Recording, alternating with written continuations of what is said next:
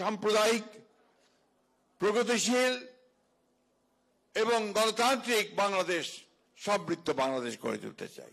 স্বাধীনতার ঘোষক শহীদ প্রেসিডেন্ট জিয়া রহমান বীর উত্তম সেই বাংলাদেশ স্বপ্ন দেখেছিলেন এবং তা গড়ে তুলতে শুরু করেছিলেন। গণতন্ত্রের মাতা দেশনেত্রী বেগম খালেদা জিয়ার সঙ্গে তারা বসেছিলেন, কথা বলেছিলেন এবং পরবর্তীকালে আমাদের এখনকার যিনি তরুণ নেতা, যার উপরে গোটা দেশ তাকিয়ে আছে গণতন্ত্রকে প্রতিষ্ঠা করবার একটা স্বপ্ন নিয়ে, সেই তারেক রহমানের সঙ্গেও তারা বসেছিলেন, কথা বলেছিলেন।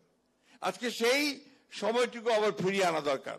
আজকে আমাদের মা বোন এখানে এসেছে অনেক দূর দূরান্ত থেকে, আমার ভাইয়েরা এসেছেন সে দক্ষিণ থেকে, দক্ষিণের জেলাগুলো থেকে। একটা আশা তাদের সামনে আছে।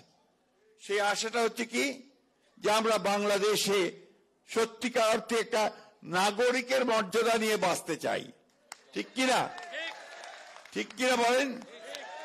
সেটাই নিশ্চয়তা আজকে আমাদের তারেক রহমান সাহেব দেবেন। আমরা বাংলাদেশকে সেইভাবেই একটা গড়ে তুলতে চাই যেখানে সকল ধর্মের, সকল গোত্রের মানুষের সমান মর্যাদা থাকবে। আমাদের ভিশন 2030 কথা বলেছেন দেশের বেগম খালেদা জিয়ার। আমাদের 31 দফা নতুন রাষ্ট্র মেরামতের যে কর্মসূচির কথা বলেছেন জনাব তারেক রহমান সাহেব, সেই কথাগুলো আলোচনা হয়েছে। আমি শুধু একটি কথা বলতে চাই, এ দেশটা আপনার, এই মাটি আপনার।